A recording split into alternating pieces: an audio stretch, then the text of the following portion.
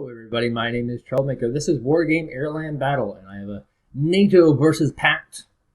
Between representing the NATO faction is green, it's Yakkuke, and his opponent his teammate is Yakkuke. So green and Yakkuke versus Random and Enohka. Or I'm sorry. I'm not Enohka. Promised. Enohka, of course, one of the more controversial characters in Wargame European escalation history. Also one of the better ones, so that ends up being something. Random, of course, is also very good. Very, very, very good. And truthfully, I've never seen either green or Yakkuke. Never. But looks like both going very infantry strong, which in the current metagame is pretty wise. You'll want to have control of this middle section here, which is, of course, tons and tons and tons and tons of required infantry. I think at some point that I'm going to get some oil for my chair, because this chair it's creaky as all hell. Every time I shift my weight, it's creaky. So it's a tag team match, and it's, I would say, probably the best tag team map in the game. And I say that because it's got basically 3 lines of attack.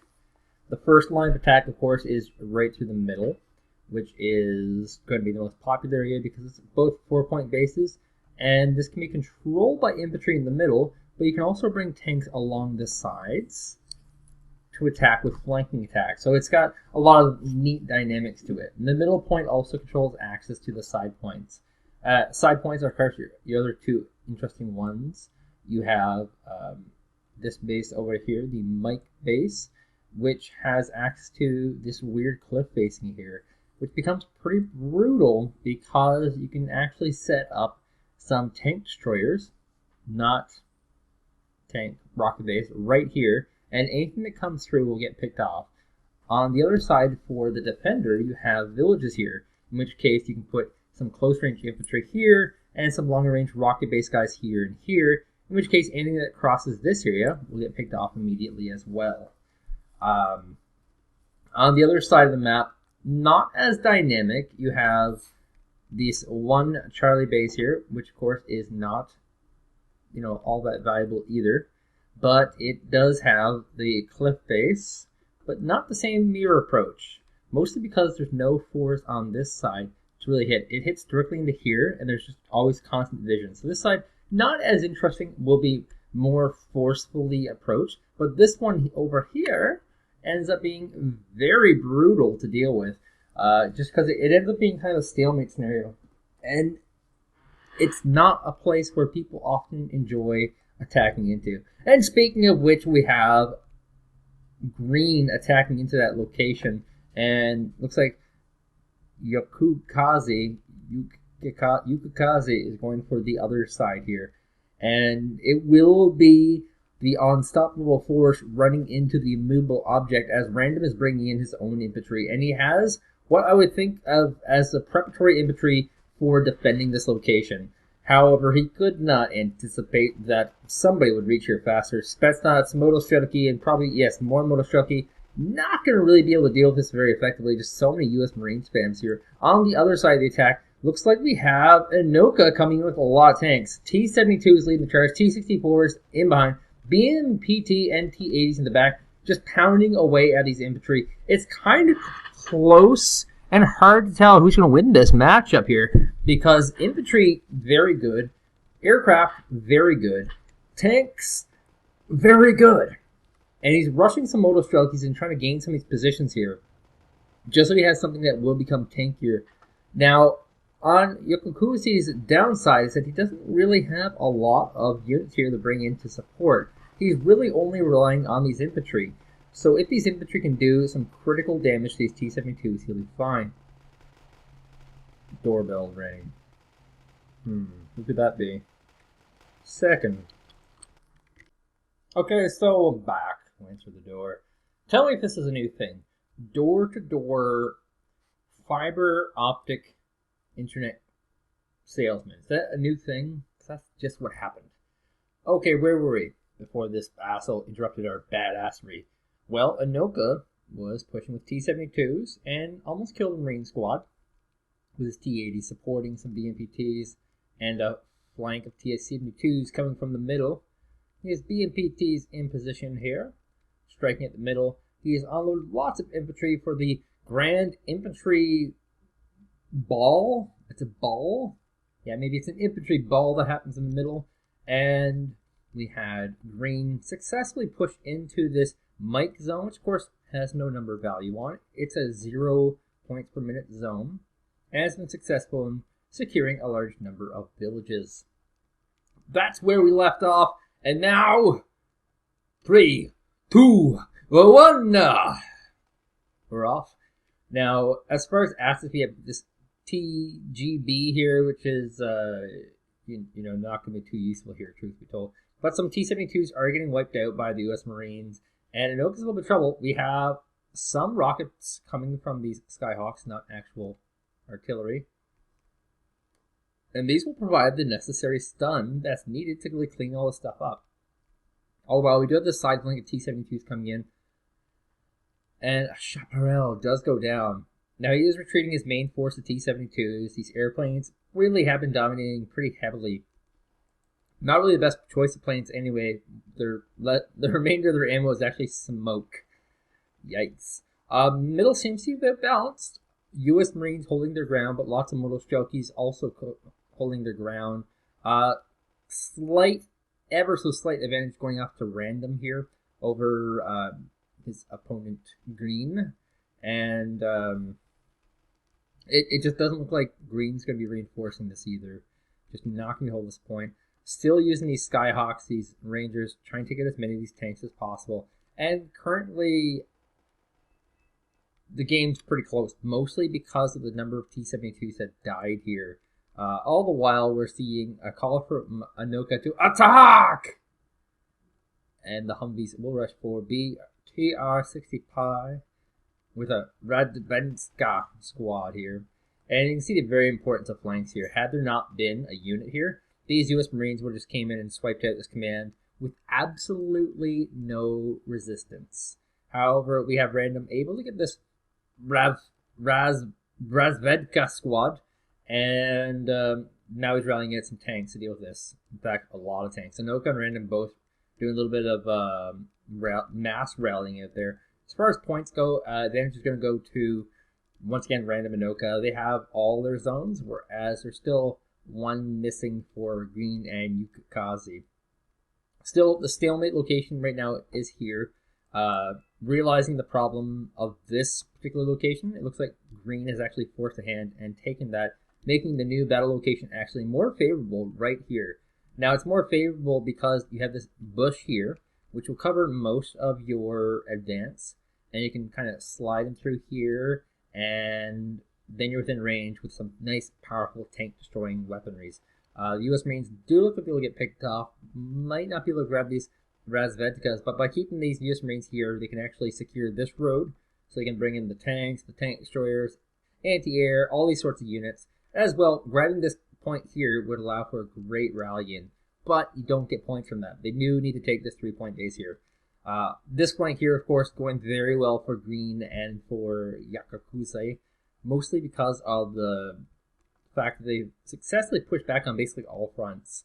Downside is that they're not really taking advantage of their position. They do need to capture at least 2 more points to stay in this. They are behind quite a bit because of their early pushing, and they're kind of staying in this, but kind of not. I mean, Random and Enohka are really good with that micro. Now, the U.S. Marines are getting close, but looks like we're going to see a little bit of greed happening here. The T-72s moving out of position, and there we go. U.S. Marines will go down. He's actually lost this position, which he had gained. He would have been able to slide some tanks through here and just pulverize this location, but now he's not.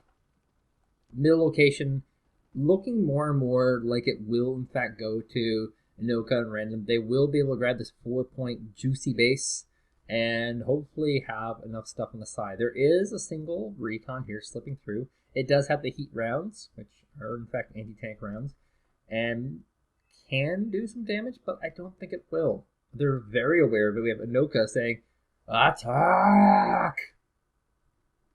as he very often does. And it looks like this entire middle position will go down. There is a MiG here, going to intercept the Thunderbolt, and stunned. We have a Tunguska, might finish the job. And no, the evac is ordered just in time, only loses a single hit point. Very good on both. The recon vehicle, however, is able to sneak in, and if it can grab positions in the woods, it might be okay. There are really no tanks here. It's all Tunguskas here. And he's actually going to not go all the way this time. He's going to safely try and knife out some of these Moto Strelki units from Random. So, what do we have getting rallied out right now? Well, we're seeing lots of 8T here. It seems is going to be the choice for green, and lots of tanks for Random and Enohka, really favoring that heavy tank play. Now, the AMX 1390, what a crazy number that is, it's going to continue pushing in, and it's going to hit some BTR 60 Pi, and not really going for that juicy command that it really wants to get. Just trying to be very good at taking out anything.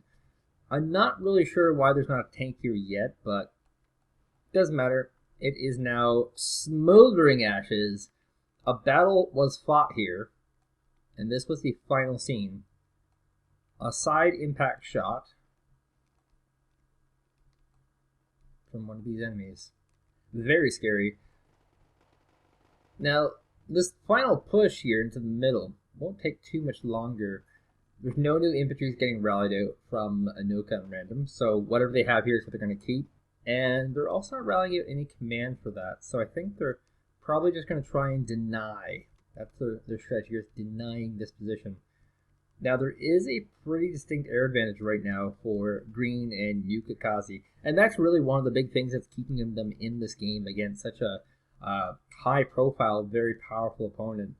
The Su-275 anti-air superiority fighter is in the air, waiting for some bombers to come in to get picked off.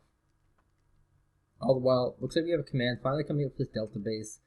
And also a command in for Charlie. Interesting choice. I would have actually gone for the Mike base, considering how nice and juicy it is right now. It's very juicy. This will give him a nice rally position and give him a striking position for a lot of tanks. However, once again, this is a pretty dangerous spot. He will be able to strike at these T-72s pretty freely. Just has to get some AT in position and a recon. But once he comes along this bump, this is going to be the ambushing vantage point, where our BMPTs and T-80s are sticking at. And if you can get past these tanks, you can just reposition, maybe like over here, and go for the same vantage point over there. Looks like the 275 is soon out of fuel, and maybe ill-used. So we're entering what we refer to as the mid-game. This is a period of time which the initial moves have finally been played out. And in this part of the game, you see a lot of people hunkering down, trying to maintain what they've held. People who have gained more bases get more units. People who get less bases plan an attack. So that's generally how it goes. A lot of times, once people have hunkered down so much with all their bases, they start planning their attack, and it ends up being something frightful just because of how many there are. Random going to go ahead and rush these infantry across the field here. These Razvedkas. Yes, that's their names. I don't know if he's going to go for this little town here or what. Kind of sketchy, but there's not really anything there to contest those infantry, so that's something. And yeah, what's become really popular during this phase is using your bombers to try and bomb random locations that you don't necessarily see. And then using air superiority fighters to kill off their bombers to the point where eventually one player will have vast amounts of units and the other will not. Speaking of which, a T-72 just went down to a pile of infantry. And a BMPT might go down as well. Nope, it is actually dead sauce. And here's what I'm talking about. These vehicles can target down these ones very easily, but these ones here are kind of problematic. And so a little bit of microing back here. A combined force of Green and Yakkuke together versus a single united army of Enohka. I promise. Very squeaky chair, by the way. So we're going to see the T-80s come in maybe a little too far. Why aren't these tanks firing back? That's the interesting thing. Here they go. Finally in close range, T-80s, of course, very armored, so they'll do relatively well. The T-72s in here are not as armored. And just taking a lot of these close range. Oh my god, the T-80 goes down. Enohka is now in trouble. Didn't really see some rocket-based attacks here. And this is going to be just signal that big push by Green and Yakkuke. Green and Yakkuke taking out another T-72. There's a Spetsnaz out in the open they can pick off. And the rest is just AA. There's no more tanks here. And they've now cleared the road to this base here. They can now push in on the Kilo base. And they have, look at this crazy recon up here. He has a recon on the mountain. These guys are like, I am badasses on the mountain. How is that even possible? I don't know. Interesting. Very interesting. So far, we have basically a huge advantage on going the Green and Yakkuke. Now that they have both side roads conquered, they're now in a position to actually strike on the flanks. Of course, the main ball of the army is located center, not on the flanks. So we should be seeing some rallying out of units pretty quickly here by Random and Enohka, probably trying to grab maybe this base location here. And they actually see this really weird infantry sticking on this mountain here, as well as some Lod Stingers marching up the mountain. This is actually kind of crazy. I truthfully was not even aware this is even possible. I've tried to put things on the mountain, they just walk around it, but apparently infantry can climb the mountain tops. Major Tom to ground control. And Major Tom to ground control. We're gonna shoot you down with an MI4A. I don't think it'll happen. There are some Lod Stingers there. Should be able to deal with that. And as I said, here's 6 T-72s and 2 Ka-50 Akula. The Ka-50 Akula is dangerous. It's got very, very long range. You can pick off a lot of units. When behind, helicopter. That's the rule. No, you don't, Dark Shrine. You helicopter. And, oh my god, airplane down. That was an expensive one. So, another huge loss there for Random and Enohka. And these Akulas are really neat for picking off long-range units. They're very expensive and very powerful. The NATO equivalent is basically the Apaches. And when you're behind, you grab either the Akula or the Apaches, and you just try to pick off whatever tanks you can. They're mobile, so you can pick off anything. They kill a lot of cheap units in one shot, and in 3 or 4 shots, they'll kill expensive units. Speaking of not going down without a fight, these Skyhawks are just taking some crazy damage this fight. Not really losing too many of them. There goes one of them, however. And the other Skyhawk still not evacuating, not realizing, of course, that he's not targeting. It is one of the most embarrassing things possible. And Thunderbolt, as well, going to go ahead and grab another tank shot before it goes down. So those mismanagements of air fighters actually is keeping Random and Enohka in this. Just air control. That's it. T-72s coming in, trying to kill the Chaparral. The Leopard 2A4 coming up with a flanking maneuver. And it shouldn't be a flanking maneuver, but in this case, it is. Now, of course, there are 2 tanks here. 2 tanks versus 1 quality tank. Oh, never mind. 2 versus 2. The T-72s are dead. Can't take on 2 Leopard 2A4s. This is a T-72A. That's ridiculous, Enohka. We got some artillery barrages hitting the Chaparral pretty half-heartedly. Looks like that was a focus shot. Actually full-on killing it. The U.S. Marines are going to take some pretty bad shots. And this flank over here coming in, T-72 from out of nowhere. Oh, just getting the pop shots taken on it. It's gone as well. So we just lost another tank ball. Enohka and Random. And really, Green and Yakkuke, the newcomers, the unexpected, the underdogs, are just really spanking in a very diminutive way. Enohka and Random. Speaking of which, Akula got its pot shots off, going back for a resupply. It doesn't have a lot of ammunition stores. That's a big problem. They're actually so good they outrange most anti-air vehicles. That's how good they are. Of course, they do die relatively quickly, and that's how bad they are. Speaking of slow creep, holy slow creep up. Enohka and Random have been playing hyper-aggressive, and they paid for it. Not as badly as they could be. And by comparison, Green and Yakkuke have been very specific, very slow-paced, very focused. Speaking of two T-80s killing an infantry squad, it just happened. This front has pretty well been changed the entire game. This front had the exact same units the entire game. This is the war zone. And this is the cool thing of this map. It's a 3-front zone. Whichever is the weakest point, you can push. And both players have really heavily fortified this location. And it's kind of funny because if one player stops fortifying to try and push a different location, this position also becomes very vulnerable. The fact that there's a command here means that Random and Enohka cannot leave it behind at all.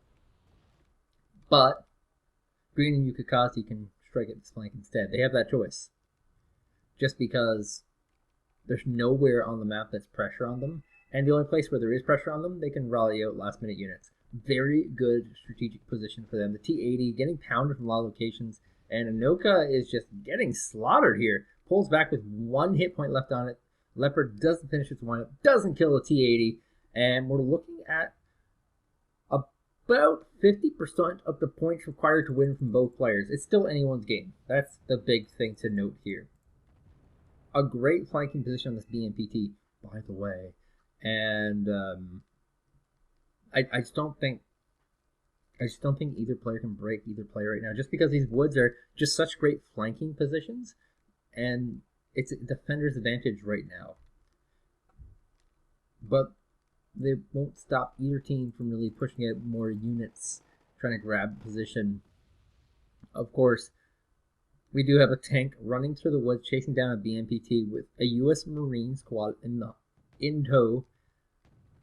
Luckily, Leopard 2A4 grabs this random location. However, because of the recon here, the T-80s are actually able to attack quite a bit. If they could actually pick off this recon here, which I'm pretty sure they don't know about. No, they do not. They'd be in much better shape. Oh, by the way, random smoke, sup. This prevents these T-72s from killing off these Abrams. So good. And here comes the recon. This is kind of what they've needed up front. Something to pick off these tanks vision-wise. I mean, looks like as far as Enohka and Random are going, they're going to use a lot of artillery. And this is 2 MSTAs. That's a lot of Mistas. Mista. Look at these great mountain positions. Like, these Spetsnaz are trying their hardest to climb this mountaintop, which, of course, I didn't know was actually possible until I watched this match. But here they go. Infantry can climb mountaintops. Today I learned infantry can climb mountaintops. Vehicles, however, cannot. Now, will we see some epic infantry wars at the top of this mountain? For, oh my god, it's the King of the Mountain contest, in both literal and figurative sense. By the way, U.S. Marines sneaking through the woods here, very good. And just slowly creeping, pushing up. Spetsnaz successfully find all the stuff. The Gazelle, oh my god, goes down to a Spetsnaz. That is moderately to highly embarrassing. The recon squads probably can't take on the Spetsnaz. There's just too many of them. So he's retreating. That's just a smart move to do. Looks like the Spetsnaz are the king of the mountain. Speaking of which, still more U.S. Marines slowly sneaking in, just trying to get into a good position to take out some of these tanks. In the least, they will provide vision. In the most, they will kill tanks. Either or seems to be pretty good. And the Spetsnaz is just going to hold position here. It actually doesn't give that much vision, however, interestingly enough. So here comes more artillery fire. Of course, artillery fire on tanks is bad. Artillery fire on air, anti-air is good. Tanks will gain veterancy from having an artillery unit attack units in the vicinity. One of the infantry squads does go down. There's still 2 left, and they're just being super sneaky. Do you want to be a sneak star and live large with hula hoop formations and big jars? I don't know where I was going with that. All right. Where does Razventka show up from? Random. But 14 minutes left in this matchup.